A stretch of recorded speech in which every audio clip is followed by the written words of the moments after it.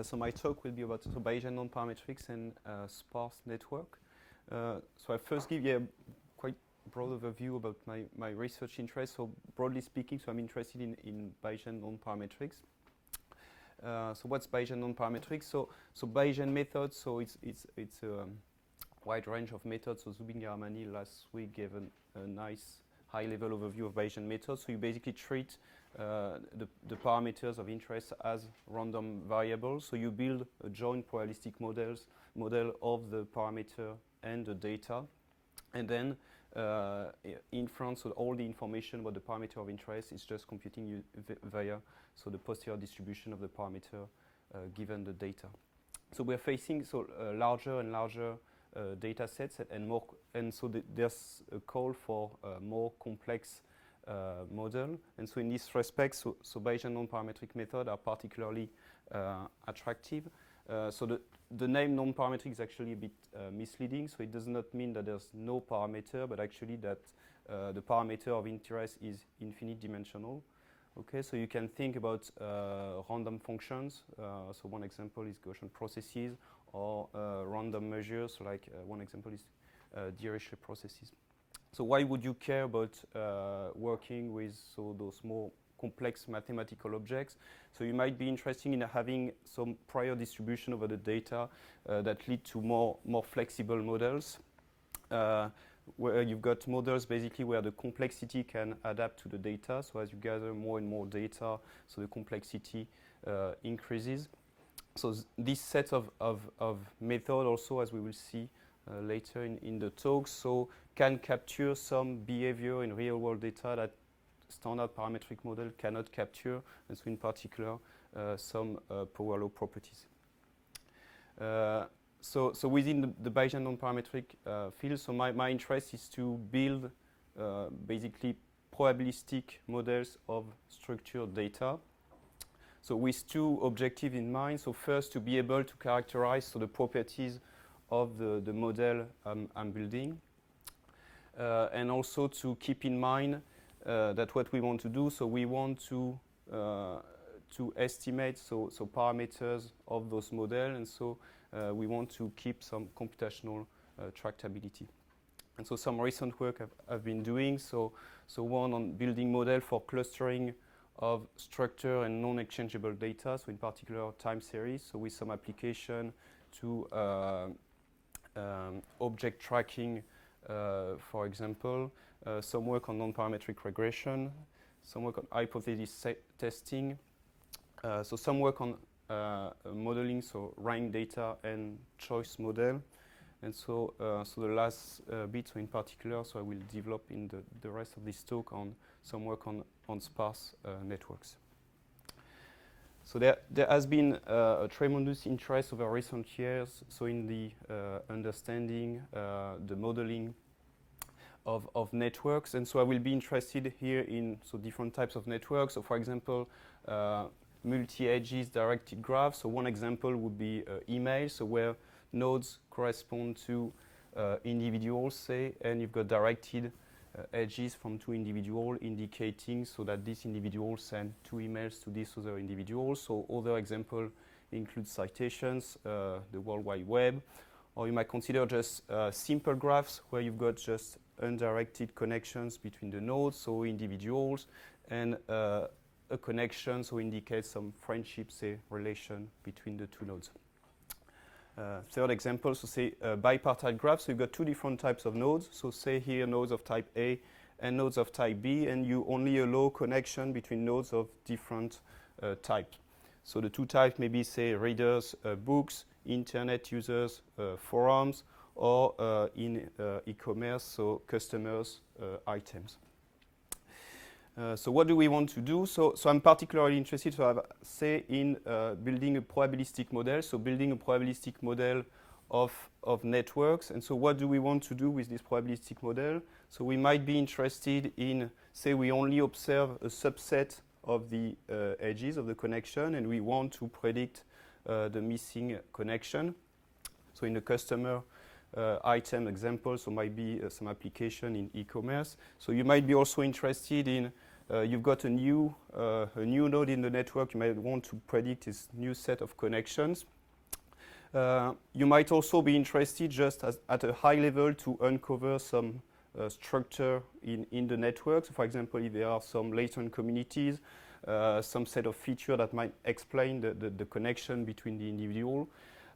One application, so you might be interested in also, is to be able to detect some anomalous behavior within the network.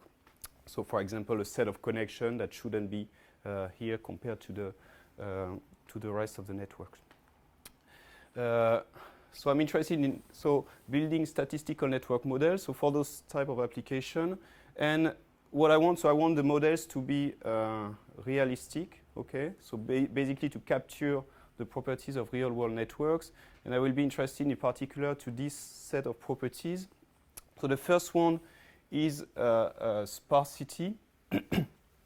So what is the sparsity of a network? So I will call a dense graph, so a graph where the number of edges grows quadratically with the number of nodes.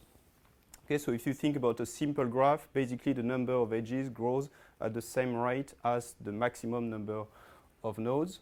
And I will call a sparse graph just so a network, a graph which is not dense, so where the number of edges grows subquadratically with the number of nodes.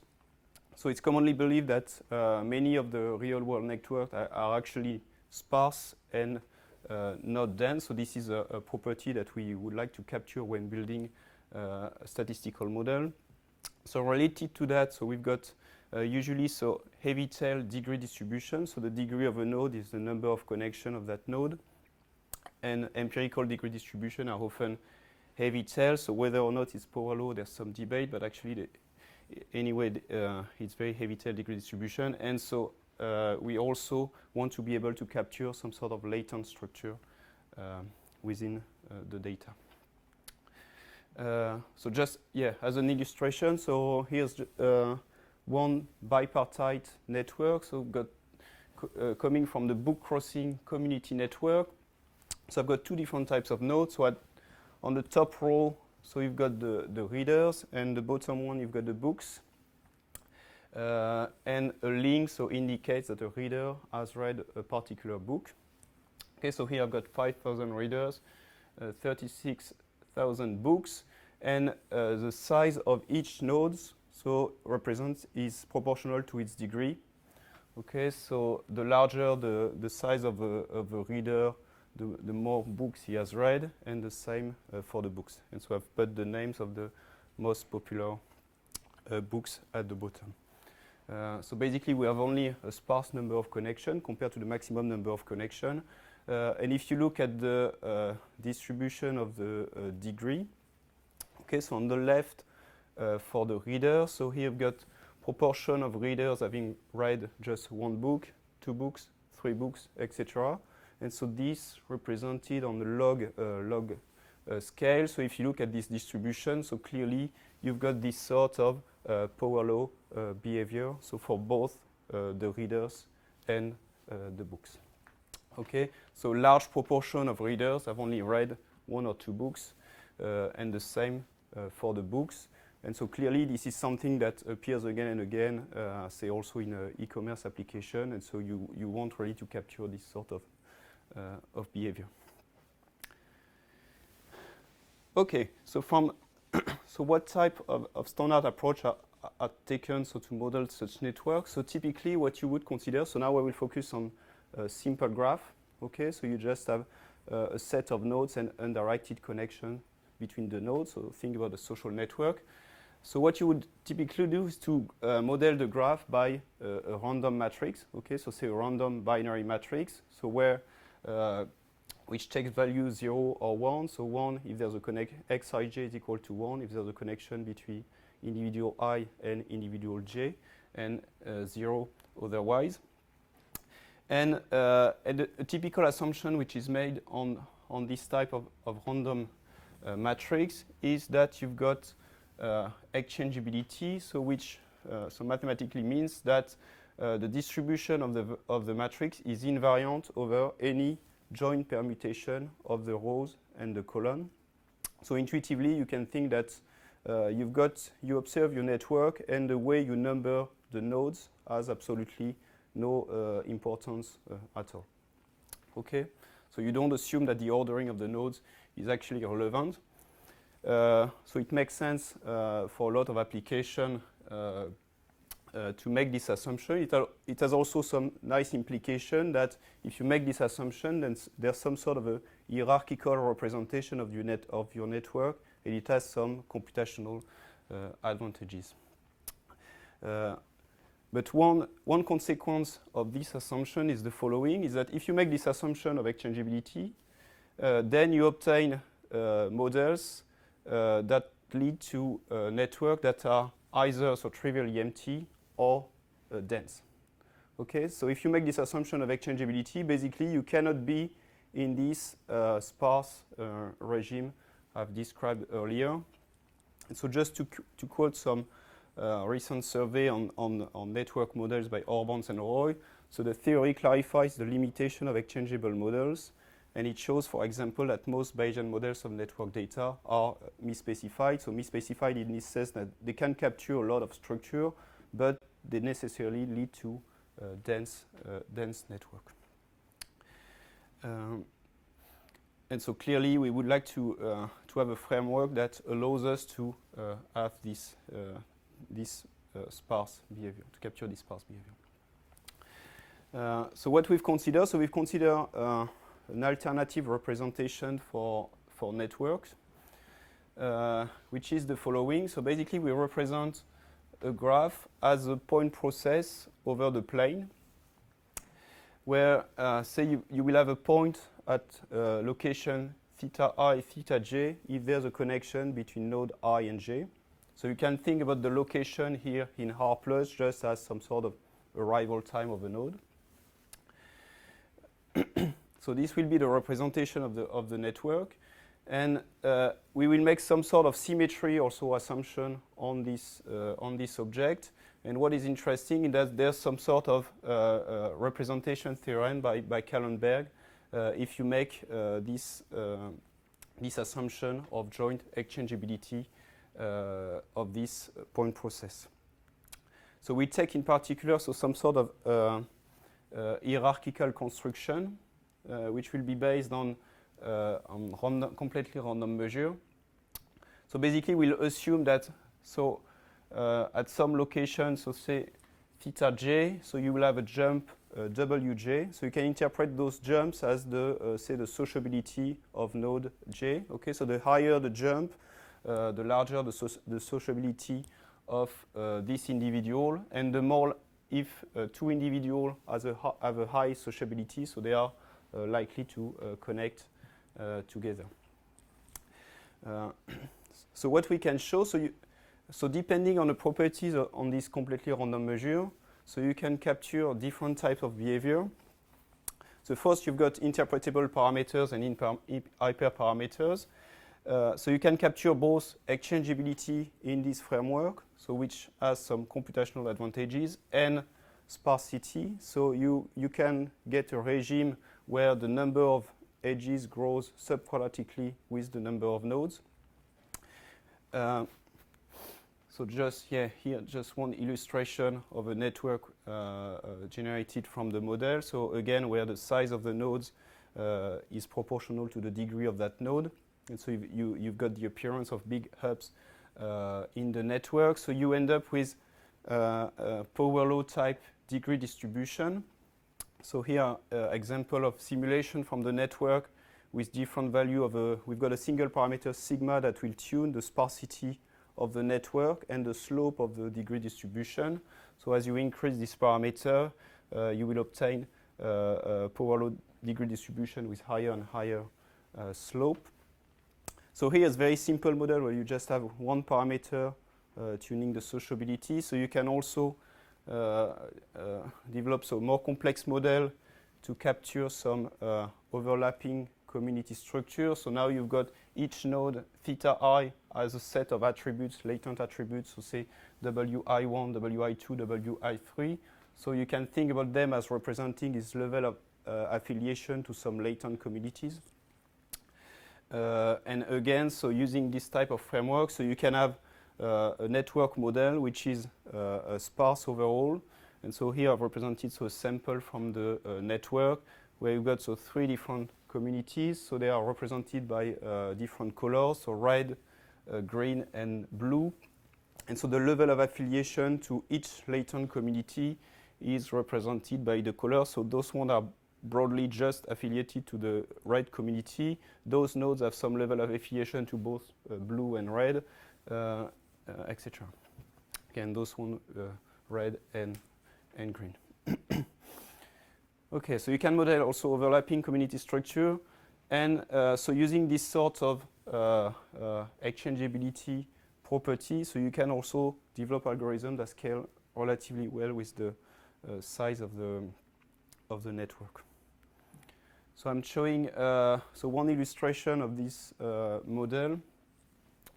So here on one undirected network. So this is the network of US airports. So we got 1,800 nodes, 44,000 undirected edges. And so here I've just represented a subset of the network. Okay, so you've got so the US over there, Alaska over there, and Hawaii over there. So we have the again, so the biggest airport are represented. And so we use our model, okay, for sparse networks, so with 4 latent communities. And so what we try for each of the, so the nodes are airports, okay, one connection, one edge is a connection between 2 airports. And so based on this network, we want to infer so the latent parameters associated to each of the nodes. And we want then to try to interpret them. So we run the learning algorithm, estimate the parameters associated to each of the nodes, so each of the airports, and then we sort the nodes based on the feature which has the highest weight. Okay, so for each node we've got 4 parameters, and so we just rank them by the highest feature. And so this is the rank adjacency matrix between the airports, so where you can clearly identify some 4 different communities which have some sort of overlap except for this community. And then if you try to look at which airport have high weights in which community, so you can try to get some interpretation of those latent communities. And so interpretation is the following. So you've got one community that corresponds basically to large hubs in the network. Okay, so large airport that basically communicate to any other large hub in the network. One community corresponds to the east side of the US, one to the west side of the US, and the last community is basically Alaska, which is represented here. And then so you can represent for each airport. So each airport has a set of weight estimated. So the proportion of the weights for each of the airport. So for example, Bethel, which is a small airport in Alaska, so has just one feature, which is the Alaska feature. New York, which is the large hub, so has a large value for the large hub feature. Nashville, so a relatively small airport in the middle of the US, has a mix of the two. Yes? Can your model include covariance of the various nodes? Because I could imagine there'd be a number of very informative covariates for each of these particular airports, and that might allow you to identify further structure Yeah, so within the network. yeah, I agree. So at the moment, it's kind of like verifying that you can learn some meaningful structure within the network. But yeah, so at the moment, the model doesn't capture any sort of covariate information, but it would be clearly very interesting direction to take for extensions of the model.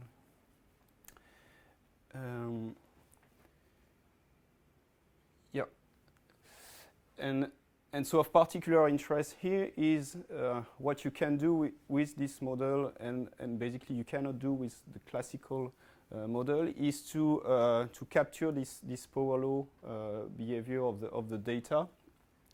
So what I've represented, so here is the, in red, so this is the empirical degree distribution, okay, so the proportion of network of a airport with degree 1, 2, etc. And in blue, so you've got the 95 posterior predictive, so which basically captures how well the model fits the data, okay.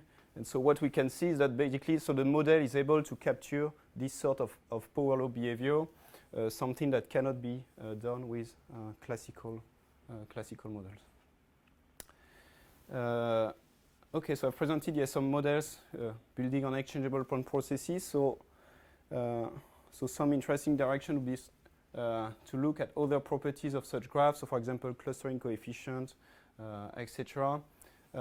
Look at some posterior consistency. So, can we consistently recover the parameters of the model, and look so at more models within this framework. So, for example, it would be interesting to have a model for sparse network with dense communities, densely connected communities. So handle some core periphery networks, so include covariates, as Mark was saying. So we are currently looking at dynamic network within this framework with Constantin Apalien and EYT. And so look also at bipartite graph. And once you've got a model for bipartite graph, so you can use this type of model to build automatic recommender systems.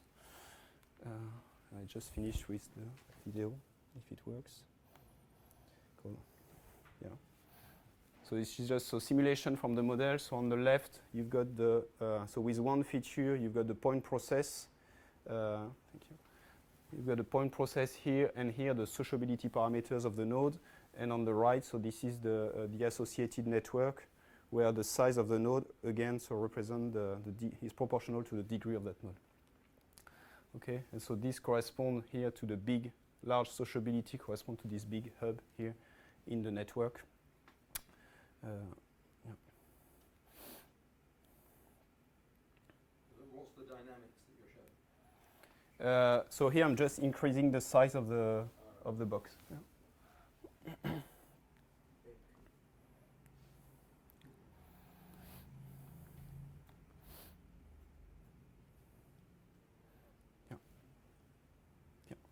Thank you. One point I wanted to raise, in particular in relation to the criminals, is I guess there's an issue of bias sampling in that case, right? It's not so easy to figure out how that would transpire in here. The question I had was, you have a discrete point process here, right? Yeah. Right. So you could the model would allow you to have two observations, two points at a single spot, right? Yeah, so in general, you can have here, instead of having just a point process, have just a measure. So we've got at this location, you've got just some weights. So yeah, so I was going to say, could you use that if you had not just edges, but actually strength of the edges? Because this would allow you not to just have 0, 1, but actually have the strength of the edge, right? Yes. Okay. So you can use the same construction for, let's say, multigraph also, when you've got so integers on the edges. Or just more generally weights on the. I wonder with the airports, what I mean, I was trying to think, because with the airports you also do know the physical distance, right? And I was trying to think what that means in terms of the edge. Does it make a long distance flight a stronger connection or a weaker connection? You know, it's. I understand that either there is a flight or there isn't, but there is something there that I'm not sure what role it plays. Anyway, that was it. Okay. Yeah. Thank you. I was interested in what you said about the bipartite graphs, and you were implying, I think, that if you got a model for your bipartite graph and you constructed one, then you've got your recommender system. But it strikes me there must be an awful lot more structure on top of the graph before you've fully specified a recommender system. Yeah, so what I would consider is just considering the recommender system problem basically as a problem of link prediction. So you've observed some links, which correspond to purchases by some subset of the customers, and then you want to predict what would be the next set of purchases. So obviously there would be this model in the background. So you would estimate the parameter and the structure of the model, And then once you've estimated those parameters, you would use this to make prediction on the missing links in the network. I mean, does it include then probabilities for Oh yeah. affinities? That's all sort of incorporated. Yeah. Then you could compute we call the posterior predictive of a link between two nodes. Mhm. So based on the parameters. So at the moment, how can you make decisions? For instance, recommendations, if you have an estimate of the network, say bipartite graphs. How can you make? I'm just interested in just more details. How would you do? So then, so we've got some posterior distribution on those links. Mm-hmm. Okay, and so then you can pick any two individual and look at what is the posterior probability that they are actually connected. So you'll have some sort of cutoff on the posterior probability. Yeah. Okay. Yeah. Did you ever actually build a recommender system? No. So this is the to-do list.